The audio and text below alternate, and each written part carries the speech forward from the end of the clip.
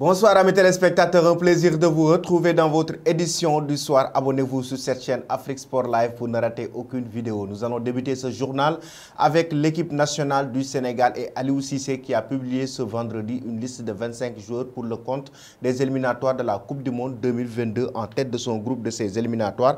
Après ces deux victoires initiales, le Sénégal enchaîne par une double confrontation contre la Namibie les 9 et 12 octobre prochains dans le cadre des 3e et 4e journées des qualifications. Pour l'occasion, le sélectionneur des Lions, Aliou Cissé, a comme prévu invité deux nouveaux visages dans sa liste de 25 joueurs présentés ce vendredi, Bouna Sarr et Bamba Dieng. Après avoir longtemps juré seulement pour l'équipe de France, le latéral droit du Bayern Munich a donc revu sa position et donné son feu vert à 29 ans pour rejoindre le pays de son père avec les indisponibilités de Youssouf Sabaly, de Moussa Wagué et de Lamine Gassama. Dans son secteur, l'ancien de l'OM a un vrai coup à jouer.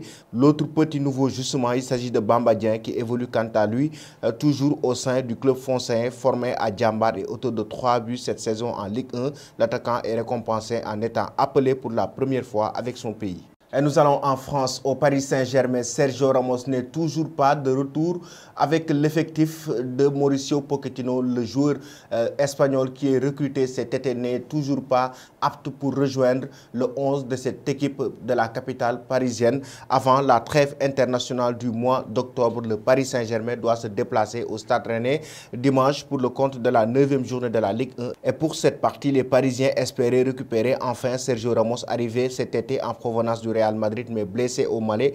Mais sa présence contre le Stade Rennais est plus que compromise. Comme l'explique le Parisien ce vendredi, l'ancien capitaine de la Casablanca ne s'est pas entraîné avec le groupe ce matin à 2 jours de la rencontre à Rennes. Il va donc peut-être falloir encore attendre pour voir l'Espagnol sous les couleurs parisiennes. En revanche, son compatriote Juan Bernat pourrait lui être convoqué par Mauricio Pochettino après plusieurs mois d'absence. En Espagne, les rumeurs continuent concernant l'avenir de l'entraîneur néerlandais du FC Barcelone. Il s'agit de Ronald Koeman qui s'est adressé face à la presse et a poussé un coup de gueule concernant ces rumeurs. Il faut rappeler que le Barça a perdu ses 2 premiers matchs en Ligue des Champions face au Bayern Munich, mais aussi face au Benfica Lisbonne, et Ronald Koeman est actuellement sous menace d'un limogeage sur la sellette. L'entraîneur du FC Barcelone pourrait donc diriger son dernier match sur le banc du club catalan contre l'Atlético Madrid samedi en Liga. Selon certaines rumeurs en conférence de presse ce vendredi, le technicien néerlandais a évoqué sa situation très difficile. Koeman, proche de l'éviction, selon la presse catalane, a assuré en avoir marre de devoir se défendre lors d'une conférence de presse très attendue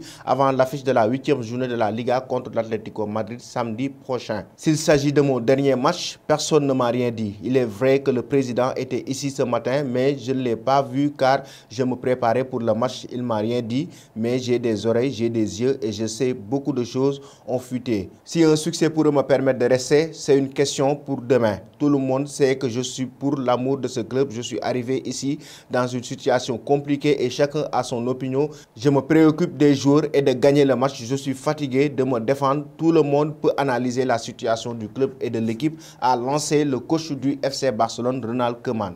Il a donc poussé un coup de gueule à l'endroit de ses détracteurs qui sont en train d'évoquer son limogeage. Nous allons maintenant rester toujours avec cette équipe du FC Barcelone pour parler cette fois-ci de Thomas Tuchel et Juan Laporta, le président du club qui rêve d'avoir l'entraîneur allemand au sein du FC Barcelone, mais pas à court terme. Dans l'avenir, il aimerait, selon la presse espagnole, avoir un entraîneur comme Thomas Tuchel au sein du club catalan. Ce serait donc le grand rêve de Juan Laporta, non pas pour remplacer Ronald Koeman à court terme, mais pour ouvrir un nouveau chapitre la saison prochaine ou dans quelques années. Selon les informations de Mundo Deportivo, le président du FC Barcelone compte bien avoir un jour Thomas Tuchel sur son banc. L'Allemand de 48 ans représente à ses yeux le coach moderne par excellence, capable à la fois d'être un meneur d'hommes et un grand tacticien. Déjà de son travail, Laporta a été encore un peu plus séduit en le voyant guider Chelsea jusqu'à la victoire finale en Ligue des Champions la saison dernière. dernière. Problème, Thomas Tuchel est lié aux Blues jusqu'en 2024. Après avoir prolongé son contrat en juin dernier, Laporta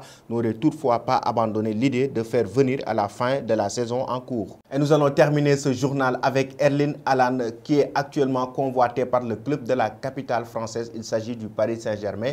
Ce matin, la Gazzetta dello Sport a donné l'information comme quoi que le club de la capitale aimerait avoir Haaland pour remplacer Kylian Mbappé. Mais le joueur norvégien et son clan aurait en tout cas exigé au club parisien un salaire pour pouvoir décrocher ce transfert. La course donc pour décrocher Haaland est déjà lancée. En effet, son agent Raiola a commencé les discussions cet été avec cette tournée avec le père du joueur pour visiter les clubs les plus importants. Le prix du Norvégien chute l'été prochain autour de 75 millions d'euros et tout le monde sait que la clé est de convaincre le joueur et son entourage. Le Paris Saint-Germain, dans sa quête pour transformer son vestiaire en une équipe galactique, veut décrocher l'attaquant norvégien. Selon la Gazzetta dello Sport, il y a déjà une discussion entre Raiola et les responsables parisiens, notamment le directeur sportif Leonardo. Pour venir à Paris, Haaland devrait ainsi être traité comme Kylian Mbappé, le club du président Nasser El Khelaifi étant prêt à offrir un salaire de 50 millions d'euros aux Français pour qu'il reste. Et c'était finalement Haaland qui arrivait